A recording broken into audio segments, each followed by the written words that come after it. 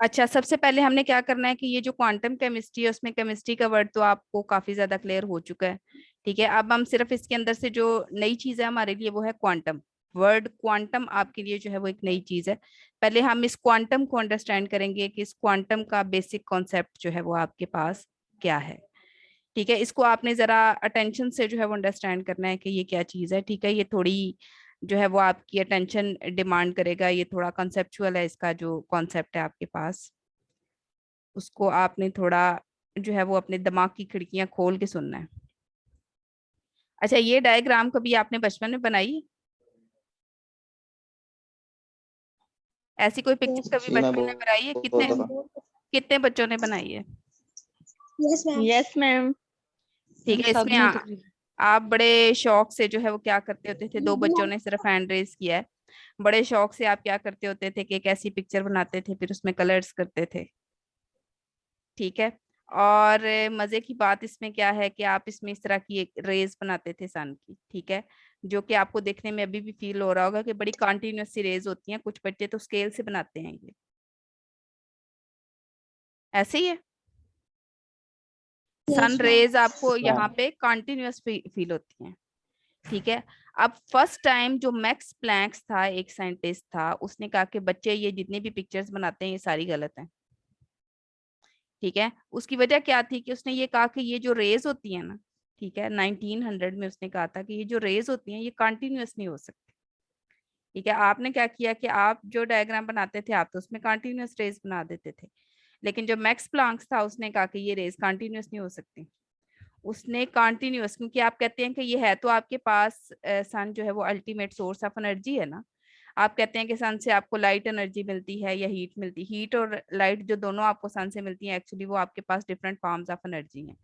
तो आप जो एनर्जी बनाते थे, बेशक आपको पता नहीं था लेकिन थी तो एनर्जी ही। आप जो एनर्जी बनाते थे वो कंटिन्यूअस थी। जो मैक्स प्लैंक था उसने कहा कि एनर्जी कंटिन्यूअस नहीं हो सकती, उसने आइडिया को रिजेक्ट कर दिया।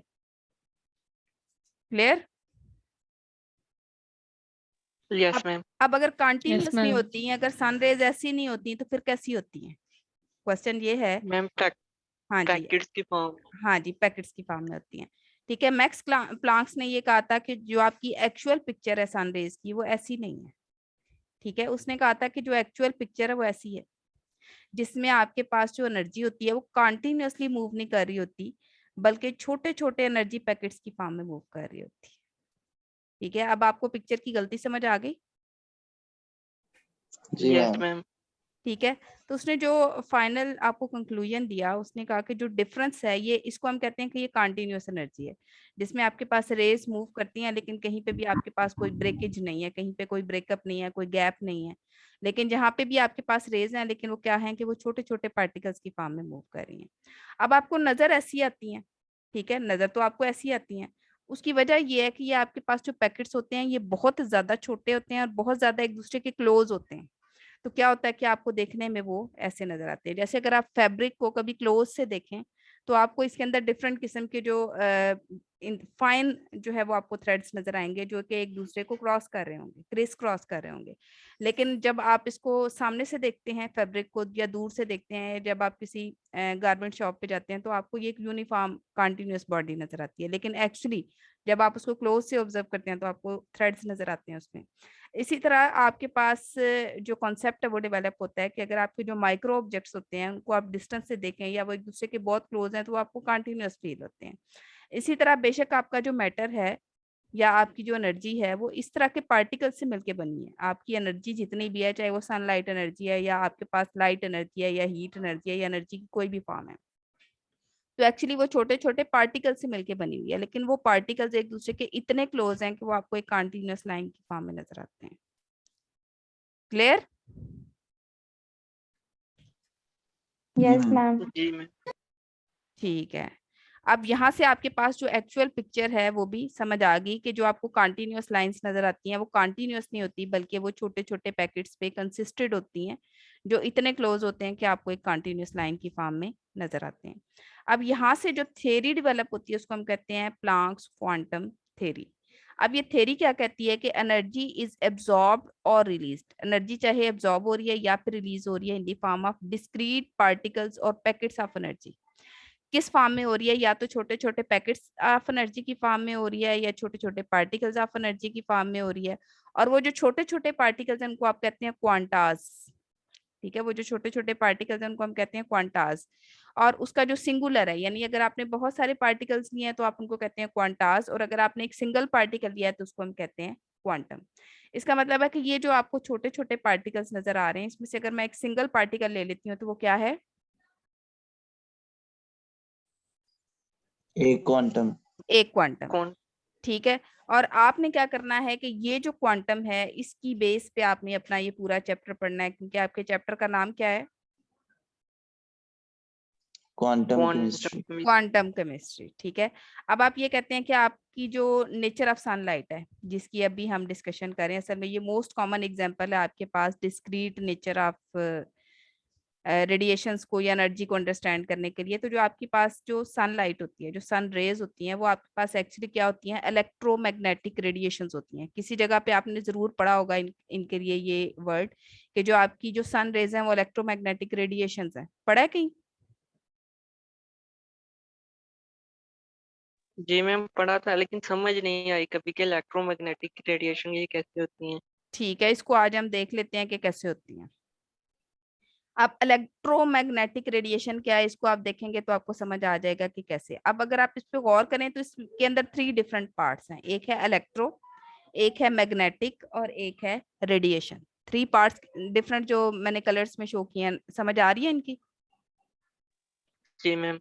ठीक है। इलेक्ट्रो मींस, इलेक्ट्रो कहाँ से आपके पास ओरिजिनेट हुआ है? इलेक्ट्रिक फील्ड से। मैग्नेटिक कहाँ से ओरिजिनेट हुआ है? मैग्नेटिक फील्ड से। और रेडिएशन, ये आपके पास way of transfer of energy है। तो एक्चुअली आपके पास जो इलेक्ट्रोमैग्नेटिक रेडिएशन है वो 3 डिफरेंट वर्ड से मिलके बना हुआ है, जिसमें एक है electro that stands for electric field, एक है magnetic stands for magnetic field, और एक है radiation way of transfer of energy. ठीक है। अब हम क्या करते हैं कि ये जो आपकी तीनों टर्म्स हैं, इलेक्ट्रिक फील्ड है, मैग्नेटिक फील्ड है, and way of transfer of energy है, इसको हम वन बाय वन देख लेते हैं। अच्छा, अब आप अगर स्ट्रक्चर ऑफ इलेक्ट्रोमैग्नेटिक रेडिएशन देखें, ठीक है, तो इसमें आपके पास क्या होता है कि ये जो पीछे मैंने आपको बताया कि जो सन रे होती है, अगर आप उसको बहुत क्लोज से ये माइक्रोस्कोपिकली देखें तो वो ऐसी होती है। ठीक है। उसकी वजह क्या है कि आपने अपनी फर्स्ट ईयर या सेकंड ईयर की फिजिक्स में यहाँ एक चैप्टर पढ़ा होगा जिसको हम कहते हैं, व्हाइट बोर्ड नजर आ रहा है? जी मैम आ रहा है। ठीक है। इलेक्ट्रोमैग्नेटिज्म।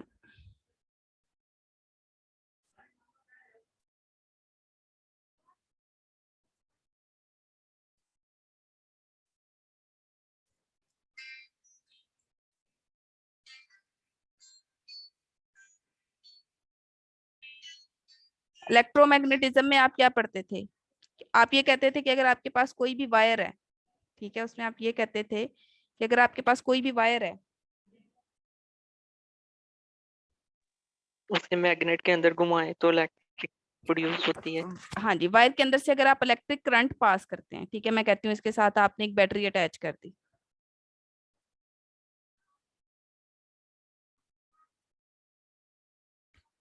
तो आप ये कहते थे कि उसके बाहर एक मैग्नेटिक फील्ड बन जाता है, और वो उसकी जो फील्ड लाइंस होती हैं वो सर्कुलर होती हैं।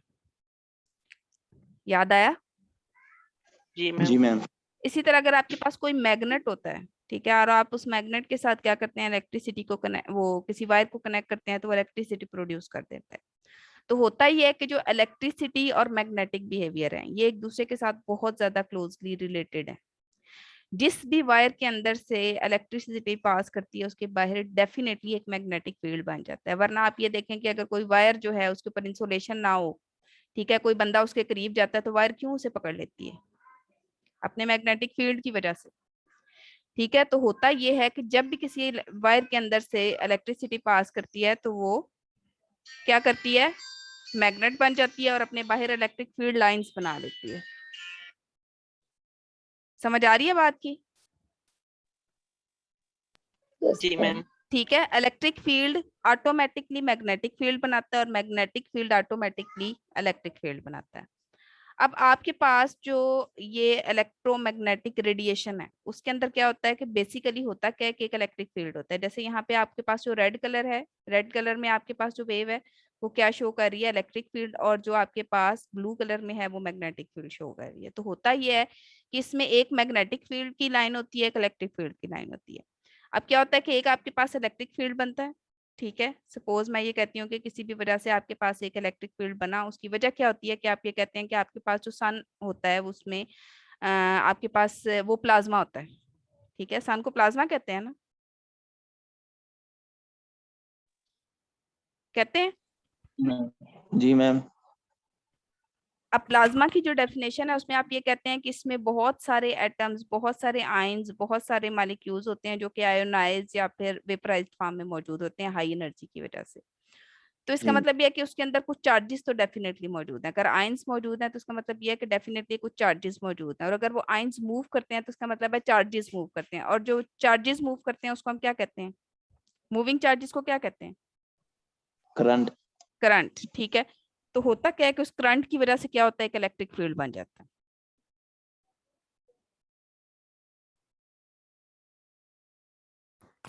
ये अगर आपका सन है तो उसके बाहर क्या होता है, एक इलेक्ट्रिक फील्ड बन जाता है। और इलेक्ट्रिक फील्ड ऑटोमेटिकली क्या बनाता है, electric field lines. Magnetic field. Electric field क्या करता है, ऑटोमेटिकली बना देता है मैग्नेटिक फील्ड। तो ये एक अंडरस्टूड बात है कि जहां पे इलेक्ट्रिक फील्ड होगा डेफिनेटली वहां पे मैग्नेटिक फील्ड भी होगा, ठीक है। तो क्या होता है कि आपकी जो इलेक्ट्रोमैग्नेटिक रेडिएशंस होती हैं, आपकी जो इलेक्ट्रिक और मैग्नेटिक रेडिएशंस होती हैं उसमें क्या होता है कि ये जो इलेक्ट्रोमैग्नेटिक रेडिएशंस होती हैं, एक इलेक्ट्रिक फील्ड बनता है, साथ में मैग्नेटिक फील्ड बनता है, फिर वो मैग्नेटिक फील्ड एक इलेक्ट्रिक फील्ड बनाता है, और इलेक्ट्रिक फील्ड दोबारा मैग्नेटिक फील्ड बनाता है, और आपके पास पूरी एक वेव प्रोपगेट करती है जिसमें एक इलेक्ट्रिक फील्ड का साइकिल है जो मैग्नेटिक फील्ड का साइकिल बना रहा है, जो मैग्नेटिक फील्ड का साइकिल है वो एक इलेक्ट्रिक फील्ड का साइकिल बना रहा है, और ये दोनों साइड बाय साइड चल रहे हैं। तो कोई भी ऐसी रेडिएशन, कोई ये भी दोनों ऐसी, एक दूसरे के परपेंडिकुलर हैं। हाँ जी। तो अब होता क्या है कि electric field magnetic field produce करता है, magnetic field electric field produce करता है। दोनों की ज्योमेट्री क्या है कि दोनों एक दूसरे से परपेंडिकुलर है, दोनों एक दूसरे से 90 के एंगल पे। यानी यहाँ पे अगर आपका ये मैग्नेटिक फील्ड बना है तो ये जो मैग्नेटिक फील्ड प्रोड्यूस करेगा वो इससे 90 के एंगल पे होगा, और जो मैग्नेटिक फील्ड इलेक्ट्रिक फील्ड बनाएगा वो फिर उससे 90 के एंगल पे होगा। तो जो इलेक्ट्रोमैग्नेटिक रेडिएशंस होती हैं उसमें electric field magnetic field produce कर रहा होता है, magnetic field electric field produce कर रहा होता है, लेकिन दोनों की जो प्रोपगेशन होती है वो क्या होती है, at the 90 angle with each other or at right angle with each other. Right angle आपको पता है कि 90 का एंगल होता है। तो इलेक्ट्रिक और मैग्नेटिक फील्ड दोनों इसके अंदर मौजूद होते हैं, ठीक है, और दोनों ही एक दूसरे के साथ 90 के एंगल पे होते हैं। और ना सिर्फ ये कि इलेक्ट्रिक और मैग्नेटिक फील्ड एक दूसरे के साथ 90 के एंगल पे होते हैं, बल्कि जिस डायरेक्शन में ये वेव मूव कर रही होती है ये उस डायरेक्शन से भी 90 के एंगल पे होते हैं। बात की समझ आ रही है? जी मैम। अब यस मैम। ये दोनों 90 के एंगल पे हैं, ये तो आपको नजर आ रहा है यहाँ से, लेकिन ये देखें कि ये इसकी डायरेक्शन ऑफ प्रोपगेशन है, ये जो आपको ब्लैक एरो नजर आ रहा है। तो अगर आप देखें तो जो इलेक्ट्रिक और मैग्नेटिक फील्ड है उस डायरेक्शन ऑफ प्रोपगेशन के साथ भी 90 का एंगल बना रहे हैं,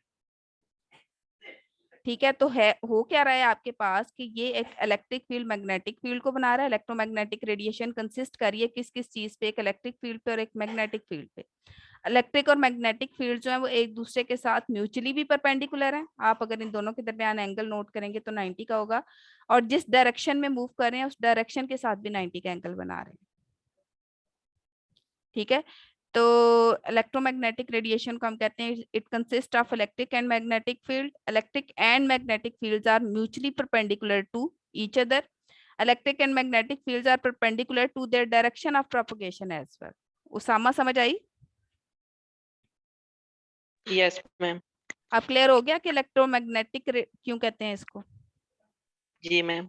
इलेक्ट्रोमैग्नेटिक तो आपको समझ आ गई। दूसरी चीज जो आपने अंडरस्टैंड करनी है वो क्या है कि रेडिएशन क्या है, रेडिएशन क्यों कहते हैं इसको, ठीक है। तो अब हम ये आपके पास रेडिएशन क्या है, ये आपके पास एक मेथड है या एक तरीका है आपके पास एनर्जी को एक जगह से दूसरी जगह पे ट्रांसफर करने का। अब फिजिक्स में अगर आप थोड़ा सा रिकॉल करें तो वहां पे आपने एनर्जी के ट्रांसफर के 3 मेथड्स पढ़े हुए हैं, एक कंडक्शन, एक कन्वेक्शन और एक रेडिएशन। 9th क्लास की फिजिक्स में लास्ट चैप्टर है, याद है किसी को? जी मैम। ठीक है, उसमें आप कंडक्शन भी पढ़ते हैं, कन्वेक्शन भी पढ़ते हैं, रेडिएशन भी पढ़ते हैं। ये तीनों ही एनर्जी के ट्रांसफर के मेथड्स हैं, ठीक है, अब ये देखें, ये आपके पास एक सॉस पैन है घर में, कॉमनली जो फीमेल्स कुकिंग करती हैं उनको पता होगा कि जब इसको हीट करते हैं, ठीक है, तो क्या होता है कि इसके अंदर जो भी आपका कंटेंट मौजूद है, वाटर मौजूद है या कोई भी और मटेरियल आपने डाला है, वो हीट अप होता है। होता कैसे है कि यहाँ से जो आपके पास हीट एनर्जी होती है वो इसके अंदर ट्रांसफर होती है। लेकिन कैसे ट्रांसफर होती है? उसके पास ट्रांसफर होने के लिए 3 ऑप्शंस हैं। पहला ऑप्शन उसके पास क्या है, डायरेक्टली हीट आएगी, ठीक है। हीट क्या करेगी कि ये जो आपका कंटेनर होगा या आपका जो सॉस पैन होगा, सबसे पहले उसको हीट अप करेगी। कैसे? आपको पता है कि ये मेटल से मिलके बना हुआ है, तो इस मेटल के जो डिफरेंट एटम्स होंगे वो क्या करेंगे, हीट एनर्जी को एब्जॉर्ब करेंगे। एब्जॉर्ब करने के बाद जो है वो क्या करेंगे, उनका जो एनर्जी लेवल है वो राइज कर जाएगा। ऐसे ही होगा। जी मैम। जब जी भी मैम। आप किसी कंटेनर को हीट करते हैं ना, जैसे अगर आप सॉस पैन में चाय बना रहे हैं, तो सबसे पहले सॉस पैन जो है वो हीट अप होगा, फिर उसके अंदर आपने पानी या जो भी चीज डाली है वो हीट अप होगी। तो पहले आपका कंटेनर हीट अप होता है। कैसे हीट अप होता है कि उसके जो मॉलिक्यूल्स होते हैं वो हीट एनर्जी को एब्जॉर्ब करते हैं और अपने ग्राउंड स्टेट से एक्साइटेड स्टेट में चले जाते हैं, हाई एनर्जी लेवल पे चले जाते हैं। अब क्या होता है कि वो जो हाई एनर्जी है, ठीक है, बियर तो वो नहीं कर सकते। देखें, आप में से अगर किसी को अचानक पता चले कि उसका जो है वो अमेरिका का वीजा लग गया, ठीक है, तो वो अपनी सीट पे तो नहीं बैठा रहेगा, उछल जाएगा ना सीट से, ठीक है। जी मैम।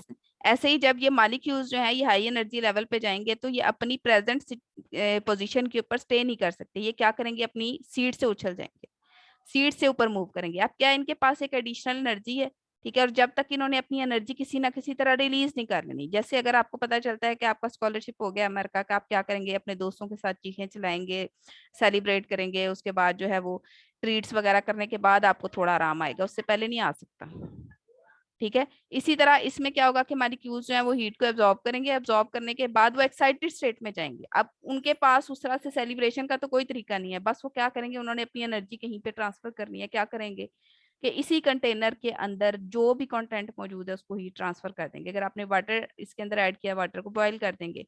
अगर कोई और कंपोनेंट आपने ऐड किया, उसको हीट अप कर देंगे। तो क्या होता है कि होता ही है कि आपने यहाँ पे जो बिल्कुल इमीडिएट कांटेक्ट ऑफ हीट के साथ जो मॉलिक्यूल है, सबसे पहले वो हीट एब्जॉर्ब करेगा। जब वो एक्साइटेड होगा अपने साथ वाले मॉलिक्यूल को एनर्जी एब्जॉर्ब करेगा। जब मजीद एक्साइटेड होगा तो नेक्स्ट मॉलिक्यूल को। ये बिल्कुल वैसे ही है जैसे आप एक पार्सल गेम खेलते हैं कि एक रो में 10 बच्चे बैठे हुए हैं, पहला बच्चा दूसरे बच्चे को देता है बास्केट, दूसरा तीसरे को देता है, तीसरा चौथे को। ऐसे ही एनर्जी एक मॉलिक्यूल एब्जॉर्ब करता है, वो अपने साथ वाले को देता है, वो उससे तीसरे को देता है, तीसरा चौथे को देता है, चौथा पांचवे को देता है, और एक सीरीज के अंदर एनर्जी ट्रांसफर होती है। इसको हम कहते हैं कंडक्शन। क्या कहते हैं इसको? कंडक्शन।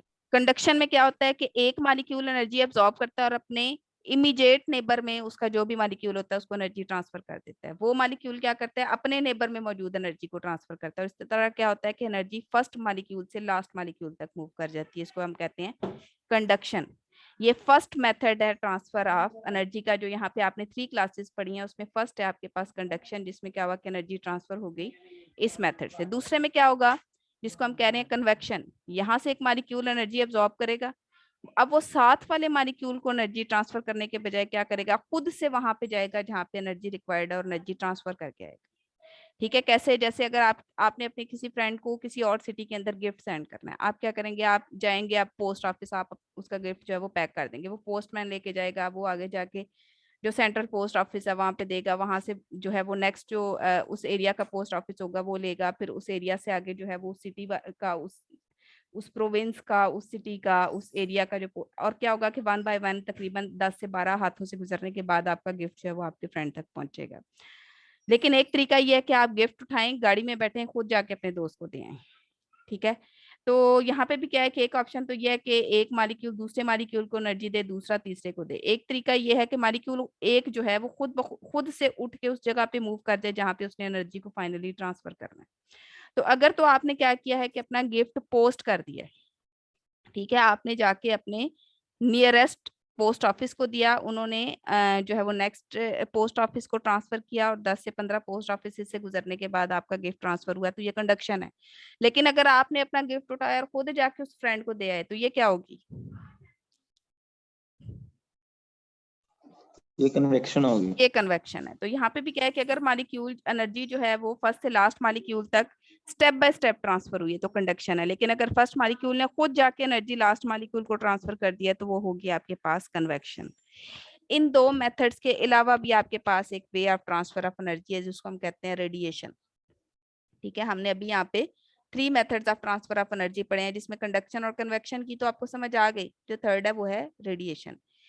अब अगर आप गौर करें, ठीक है, तो जो कंडक्शन और कन्वेक्शन है उसमें क्या हुआ कि एक मॉलिक्यूल ने दूसरे मॉलिक्यूल तक एनर्जी ट्रांसफर की, चाहे उसने नेबर्स में से पास करते हुए की या खुद जाके की।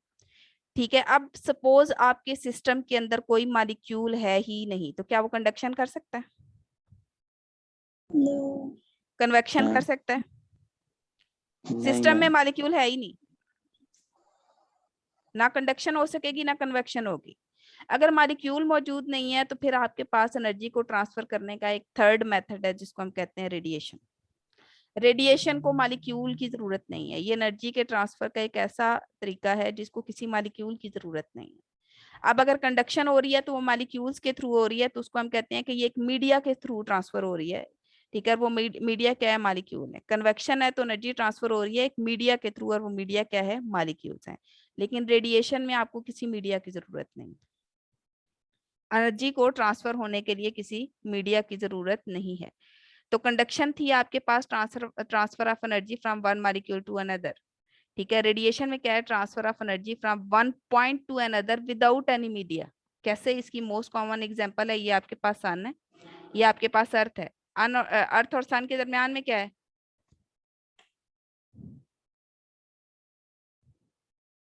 Space. स्पेस है। स्पेस में कोई मॉलिक्यूल होता है? एयर भी तो है। नहीं मैम। स्पेस में कोई मॉलिक्यूल नहीं होता, तो सन की एनर्जी अर्थ तक कैसे पहुंच जाती है? इन द फॉर्म ऑफ वेव्स। ठीक है, वो वेव्स जो हैं, रेडिएशन। ठीक है, मॉलिक्यूल तो कोई नहीं है दोनों। स्पेस का मतलब है एम्प्टी, नथिंग, कुछ भी नहीं है सन और अर्थ के दरमियान में। तो उसका मतलब क्या है कि जो एनर्जी ट्रांसफर हुई है उसने किसी मॉलिक्यूल को तो यूज नहीं किया, फिर वो कैसे ट्रांसफर होगी?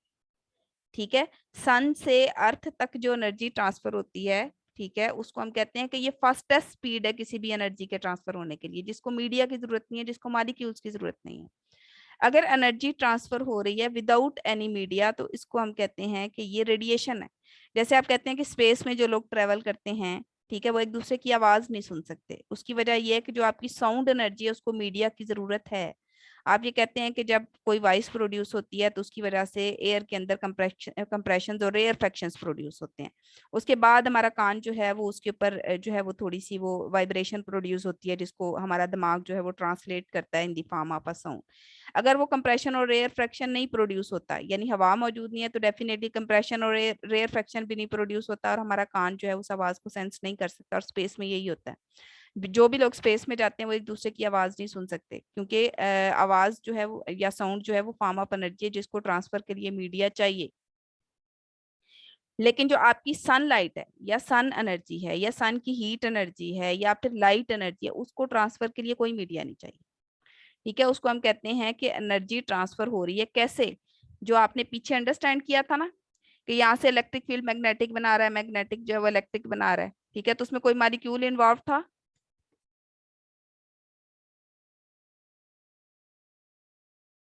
जो इलेक्ट्रिक फील्ड मैग्नेटिक बनाता है या मैग्नेटिक इलेक्ट्रिक बनाता है, उसमें कोई मॉलिक्यूल इन्वॉल्व होता है? नहीं, उसमें तो इलेक्ट्रॉन्स होते हैं ना। उसमें आपके पास क्या है कि सिर्फ 2 किस्म के फील्ड्स इन्वॉल्व हैं, कोई भी मॉलिक्यूल इन्वॉल्व नहीं है।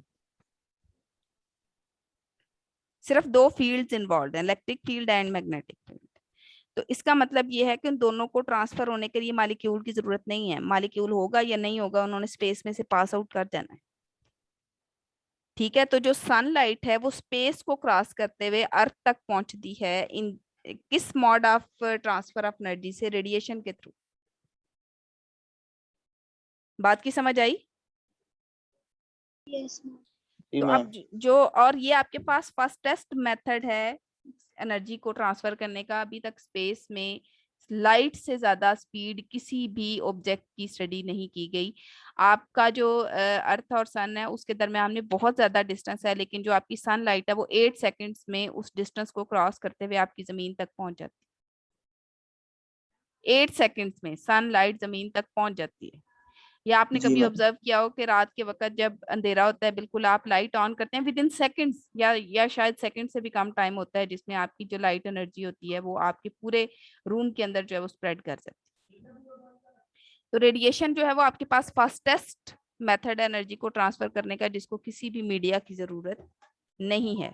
तो वो जो आपने इलेक्ट्रोमैग्नेटिक रेडिएशन पढ़ी है, ठीक है, उसको आपने पढ़ा है विद रिस्पेक्ट टू सनलाइट। तो विद रिस्पेक्ट टू सनलाइट उसमें क्या क्या कैरेक्टरिस्टिक्स आपने पढ़ी कि ये एक इलेक्ट्रोमैग्नेटिक रेडिएशन जो है ये क्या है, आपके पास ट्रांसफर है एनर्जी का विदाउट एनी मीडिया, ठीक है, जिसमें आपके पास दो किस्म के फील्ड्स हैं, इलेक्ट्रिक एंड मैग्नेटिक फील्ड, जो एक दूसरे के म्यूचुअली परपेंडिकुलर मूव करते हैं और कंसिस्ट करते हैं डिस्क्रीट पैकेट्स ऑफ एनर्जी पे।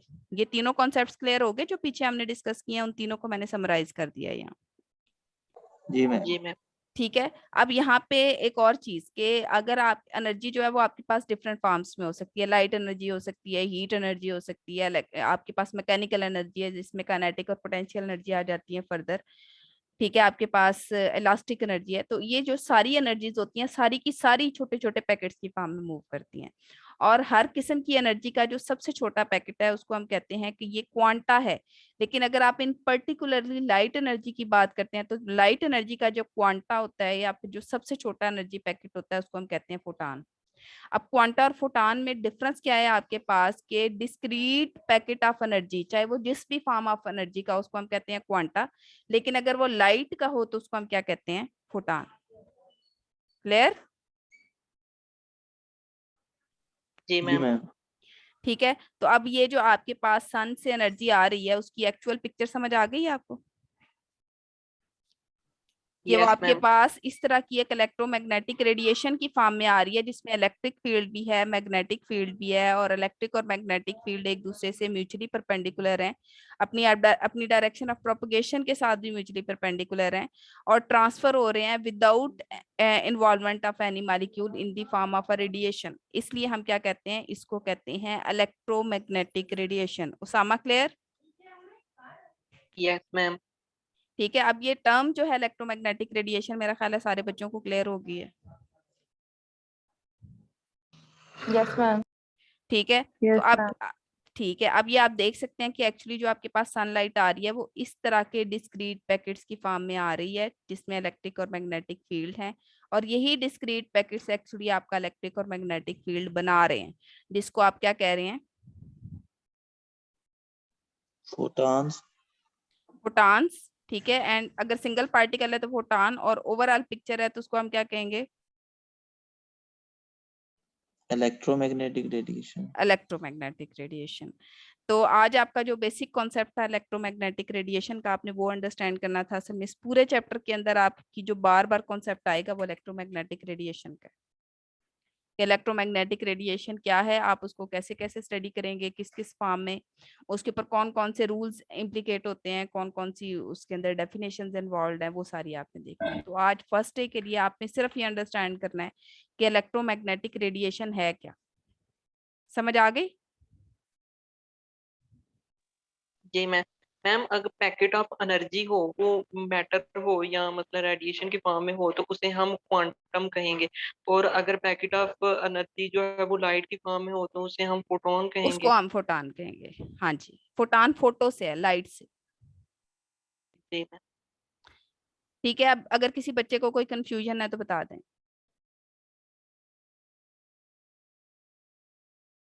मैंने आपको कहा है कि इस कोर्स के लिए आपके पास मोर देन एनफ टाइम है, हम इसको बहुत आराम से, ठीक है, बहुत ग्रेजुअली जो है वो हम